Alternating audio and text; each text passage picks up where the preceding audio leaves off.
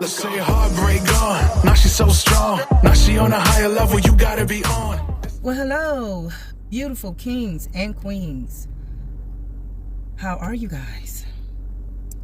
This is for all my good queens, my bad queens, my good kings, my struggling kings.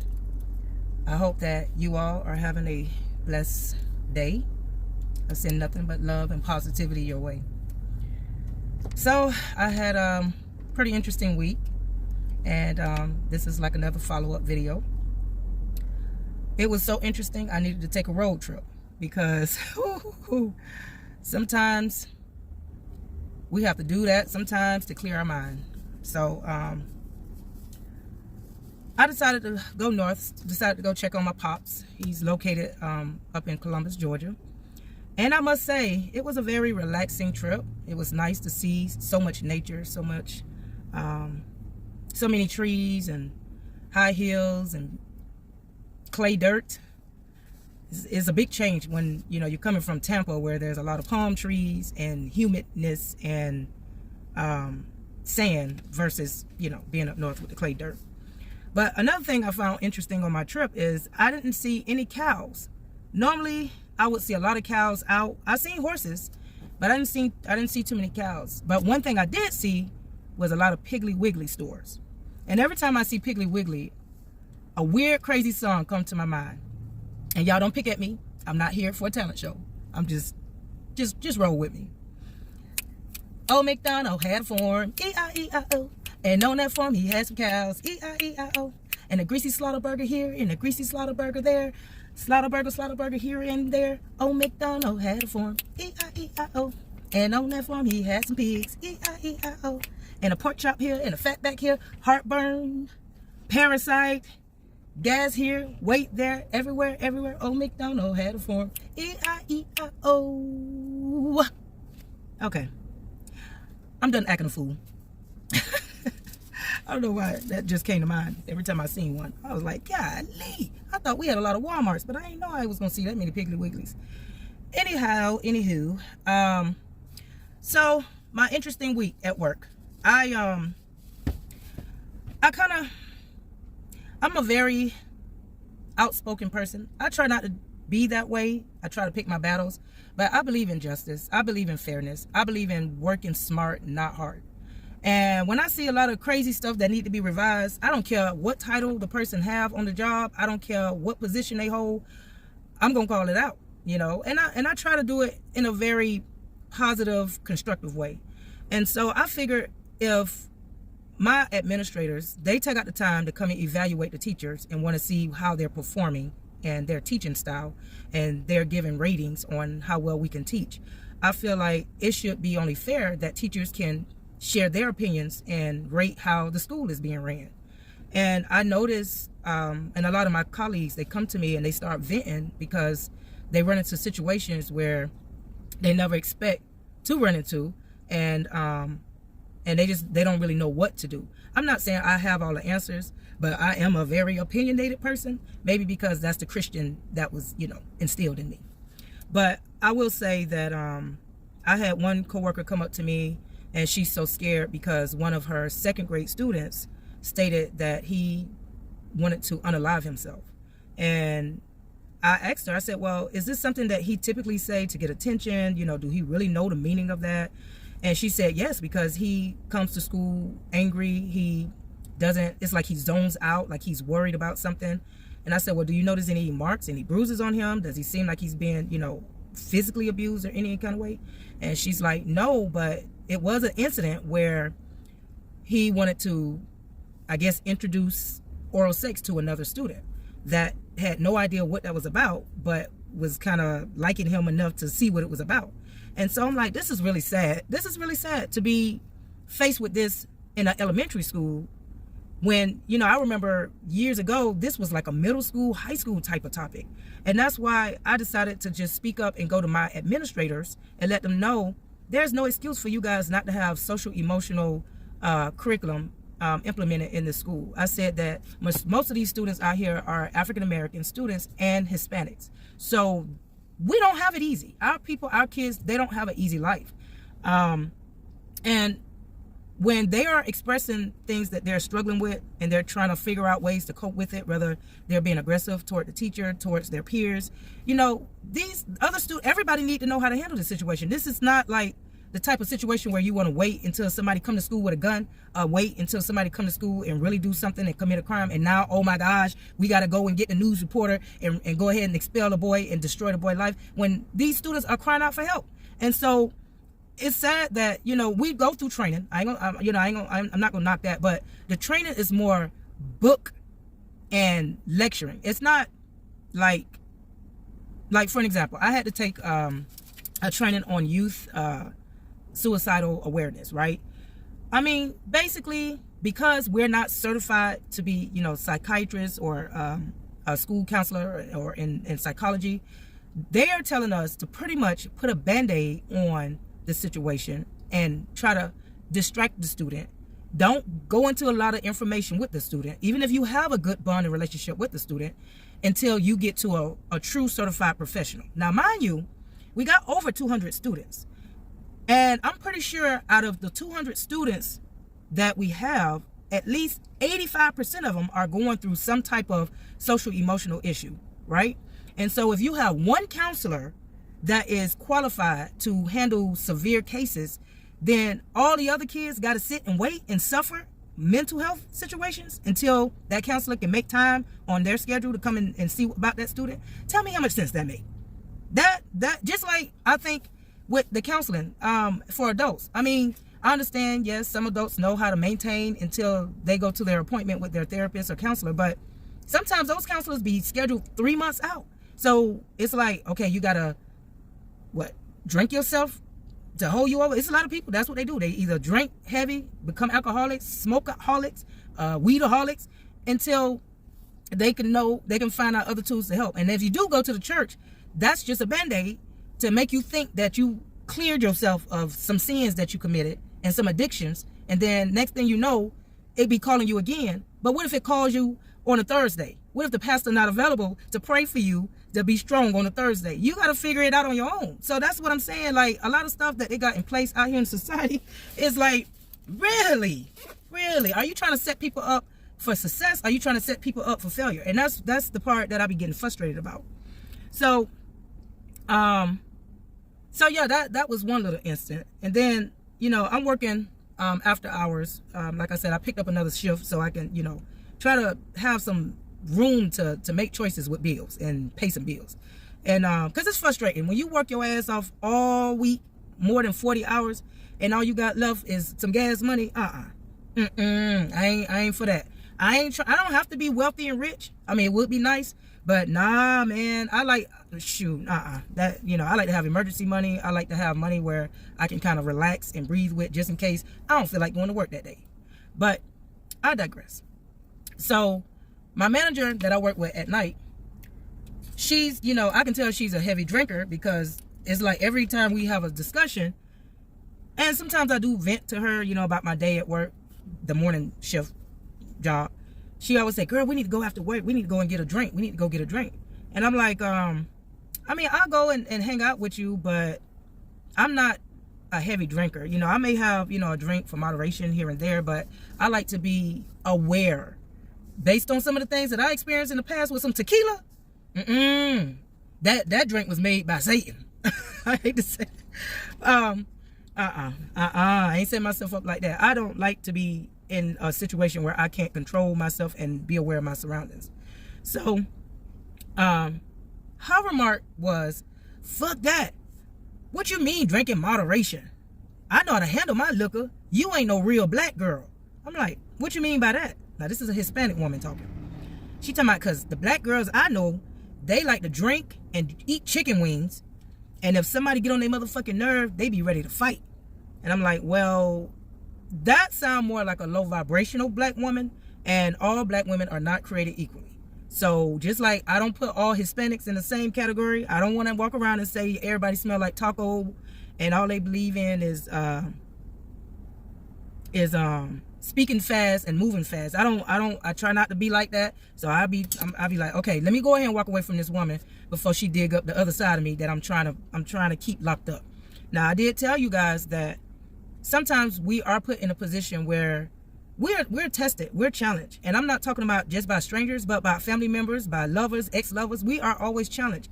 And we are born with duality, meaning that we are meant to be positive human beings on this earth and contribute in a helpful way.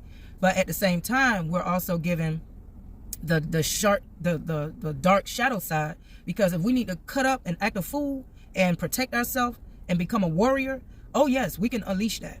And so I think I've been doing pretty good for these past couple of years with trying to suppress a lot of my shadow side, because, you know, I feel like all it's going to do is just benefit the other person when you get on their level. And then on top of that, it makes you develop more karma in your life, you know. And so I'm going to tell you, boy, it's hard when you're dealing with your own loved ones, when you got to really suppress those when you have to keep reminding yourself they know not what they do. When you have to keep reminding yourself they can't help it, as long as they're not taking away your life, health, and strength, keep it moving. Don't let them trigger you. But it'd be like something you want to say, boy, if you only knew what I can say, because my tongue can cut you spiritually. And I try my best to not allow that to happen, because like I said, a lot of our family members, they've been brought up being conditioned to be jealous, to compete, to want to cut somebody down, be sarcastic, steal from people, use people, because that was a system that somebody else, another culture, put in place and caused us to adopt it. So a lot of times I have to remind myself, okay, I got to work around this, and I got to remember they don't know no better. Not saying that I won't put them in a place, but I'm just saying I know that I have to watch what I say, because if I don't, it's going to really crush some feelings. So, you know, I said to myself, Mother's Day is coming up. And I said, you know, I don't celebrate it, but, you know, it's nice to be recognized as, you know, a woman that goes over and beyond to create, to sacrifice their body, to create another human being. But at the same time, that is just what we were put here to do. So whether I get a Mother's Day, happy Mother's Day in May, or whether it's in November, or whether it's in September, I'm just saying, you know, it's not the end of the world. You know, it's not like, oh my gosh, I gotta wait a whole year to run and go get flowers. You know, you're always supposed to show appreciation no matter what month it is, what day it is. But I will say, I do have a little list of things that I don't want to forget and mention in this video. And I want to say that I want to give thanks. I want to give thanks to the people that was put in my circle to teach me a lesson and to help me change my life and my mindset. I know that it may seem like it was a negative thing, but hey, negative is what create positive. Sometimes positive create negative, you know, and that's just how the system, that's how the universal law is set up. You know what I mean? So, I do want to say, I'm going to go back a little bit to my childhood. And if you don't like when I go back through my childhood and speak my truth and my experience, you might just want to, you know, fast forward on through it or scroll on to another video, because as long as people sit and look over pictures of the past, as long as people talk about some crazy stuff that happened in the past, whether it's good and bad, whether they talk about things they learned, history from the Bible to, you know, the class that you may take at college, you know, this is what it is. You know, your past is, it does impact your present and also your future. So yeah, that's my spiel on that. I want to say thank you to the bullies. And when I say bullies, I mean my big cousins. I mean my family members, you know, my uncles, my aunties, even my parents. I can't blame my father because he was pushed out the picture. So that was out of my control. But I will say the people that I grew up with, the people that I know who looked after me, I want to say thank you. Thank you for helping me see that it helped bring out the belief in the belief of not just the Christian life, but it also helped me learn the difference between the good and the bad, heaven and hell. And it helped me learn to be more, or have more discernment with people who come into your life and play one role, like pretend to be so caring and I love you and I'm here to protect you, but at the same time I'm going to hurt you. I'm going to physically hurt you. But you can't complain because I gave you shelter. I gave you food. I gave you water. I gave you what you need to keep you alive. But mentally, I gave you what you need to really break you down. But it flipped around and made you stronger. So that's one thing I do want to say. Thank you. Thank you for that opportunity. Also, my friends, thank you for being there when you can, hearing my cries, hearing me vent. Thank you for judging me, even when I made mistakes, even when I was just learning about myself, learning about life. Thank you. I'm just thinking about a situation where, and I told y'all about that karma. Sometimes karma can bounce from somebody else and bounce onto, you if you don't be careful. I remember when I was about, 10th grade, 10th grade-ish. And my little cousin, he used to always walk around yapping in his mouth. I mean, we would stand in Miami. He had a group of kids trying to beat his ass. And I'm trying to talk them down and protect him. We get to Jacksonville. He yapping. People trying to beat his ass. Sometimes I'm there to protect him. Sometimes I'm not. But this particular situation really worked up some karma.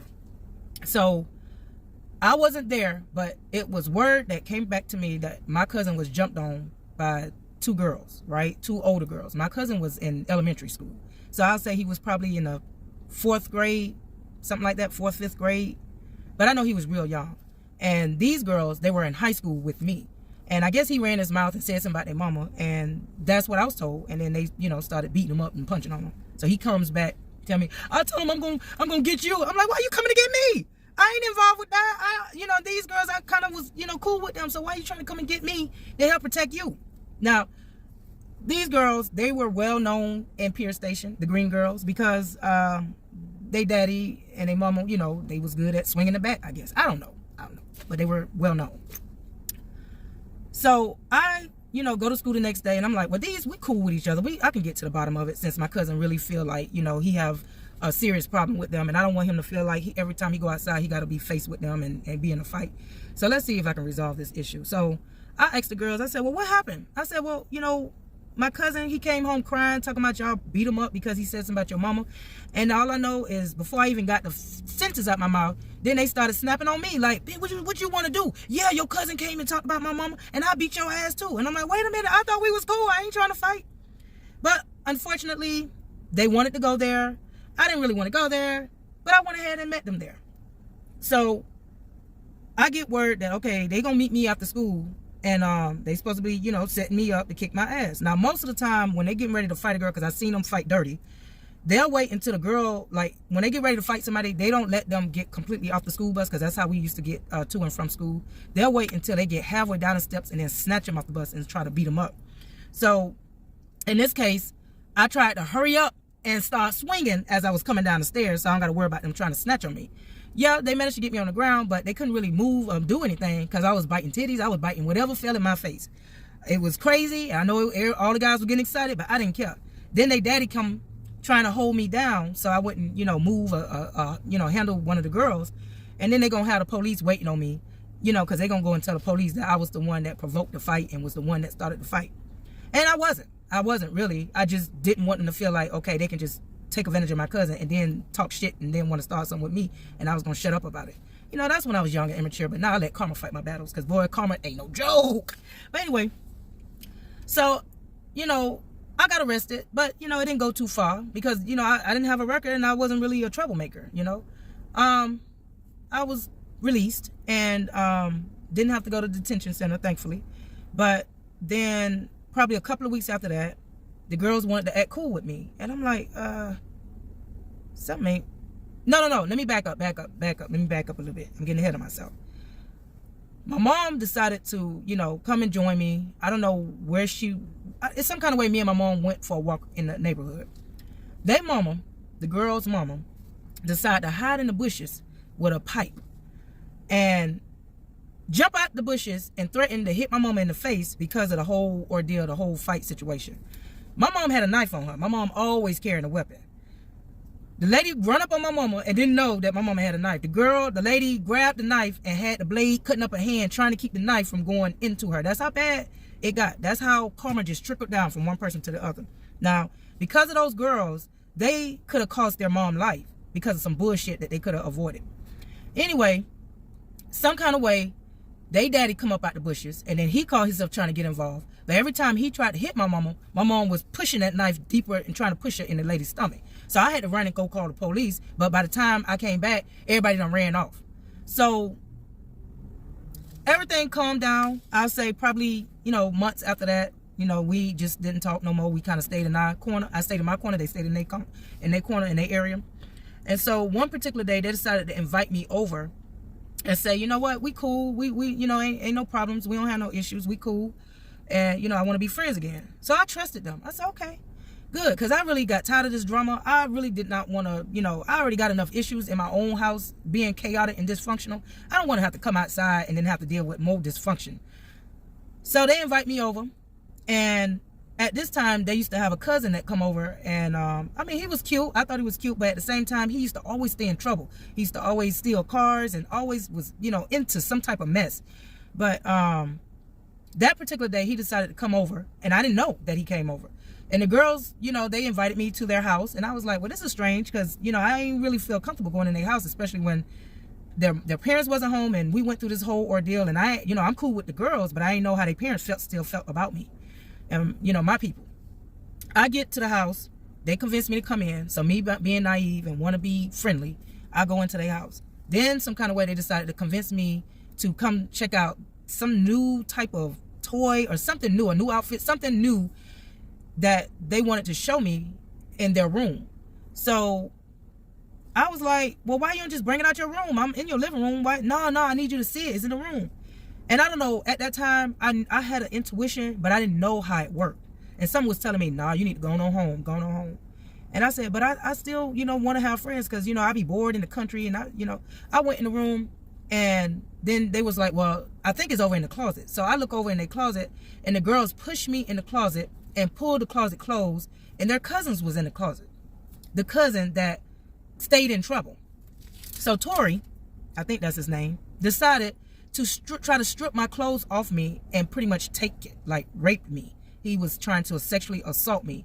And I was kicking and screaming. I was going crazy because I'm like, damn, do I get a break with my body? Like, why are you doing this to me? And the girls, I kept begging the girls, let me out. I was screaming, crying. I was just hysterical. And I believe, honestly, that's where I developed the second dose of post-traumatic trauma. That's where I believe I developed my second dose of it. And so the girls finally opened the door and it was like, girl, we were just playing. And I'm like, but the way he was snatching my clothes and trying to pull my pants, no, that's not how we play. And they was laughing and I was like, I ain't know what to do with that. I ain't think about no police. I ain't know what to do with that. But I knew that from that point on, I couldn't deal with them no more. And I don't know how karma dealing with them, but I know one thing. They,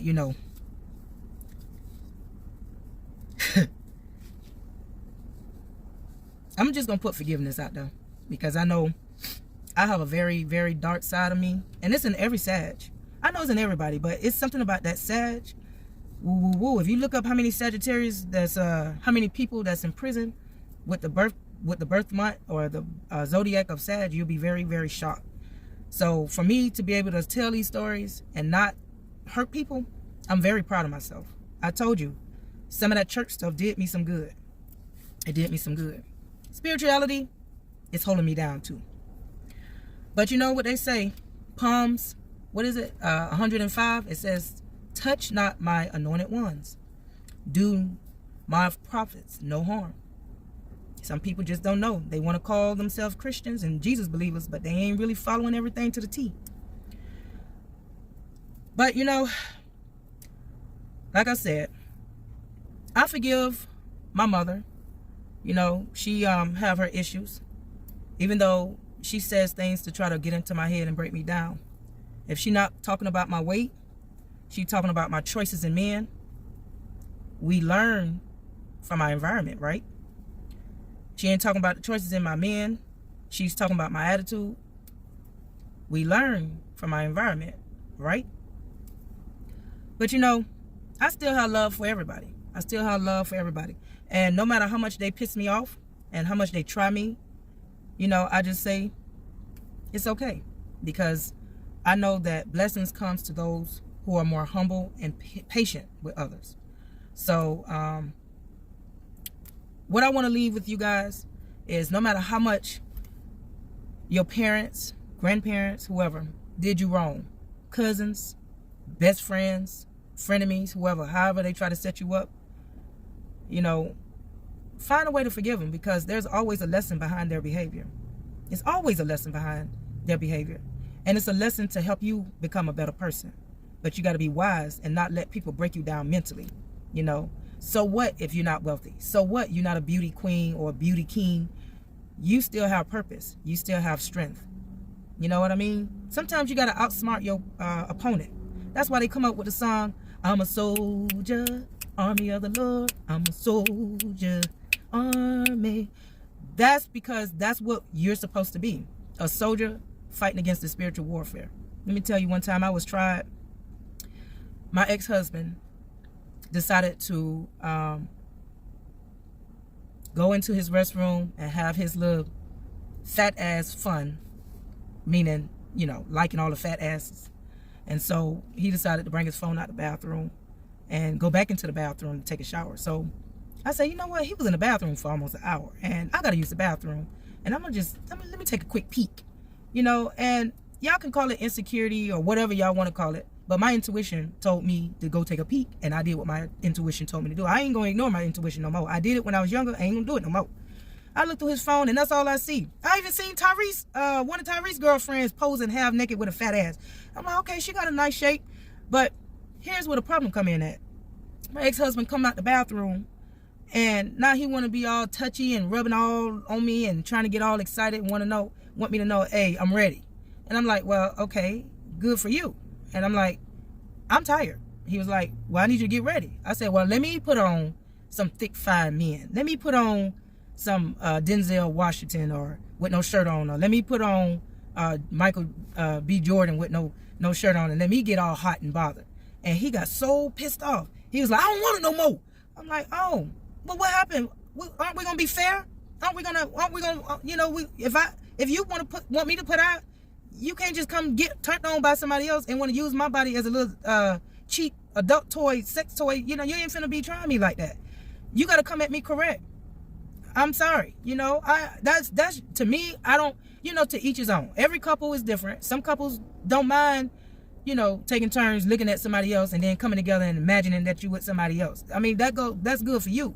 But I know I ain't no supermodel, but I don't think that's fair that you change up my body by getting me pregnant and I don't look like, what you want me to look like. And then, with my little stretch marks and my little baby scars, stress scars, all of that going on. And then you want to come to me all turned on because you done looked at somebody else that got the money to go get their body cleaned up, shaped up, and with the nice filter on. Ah, hell nah. You got the wrong person. But anyway, I'm pretty sure he making it work out there. I'm pretty sure he having his fun. And don't, I ain't gonna knock it for, I ain't gonna hate. But, everybody have a purpose. Like I said, you can be for the righteous, the fairness, the justice, or you can be low vibrational for the streets and hoe around and go out there and catch whatever you can. Whether, it might be somebody decent or it might be somebody that's drained and dogged out. It's up to, it is what it is. My job is to do my part. I'm here to work together in unity. But if you ain't coming correct, if ain't nobody coming fair and honest, they need to stay in their own world. If you listen, I know ain't no perfect person out there. Everybody have their demons. Everybody have their sins, their addictions, or whatever. I have mine too. But I'm working on changing and trying to improve. And I need someone in my world that's working on change and improving. Whether they're a friend, whether they're a family member, whether they're my lover. I do not need nobody bringing me down and slowing me down. I already had enough of that during my childhood. Do you know? Ooh, my stories. Like I said, these are my stories. I know that some people may be like, girl, I've been through worse. Tell your story. That's what I'm doing. Write your book. That's what I'm planning on doing. Make your life a benefit to others, and not saying that you got to be used, but make it a teachable moment. Help heal people that's broken and lost out there in that world. Even if you may feel it's embarrassing, trust me, everybody have a story, including the wealthy, the rich, and the beautiful. Everybody have their story. So I'm going to leave it there until next weekend. Probably got to go back down south again. And I'm going to try to enjoy the rest of this Georgia time with my pops and keep you updated. Until next time, y'all be positive. Make a difference for the good. Peace out. I'ma tell you right now, you better be good to me. Girl, I'ma take you home tonight. You could use someone to treat you right.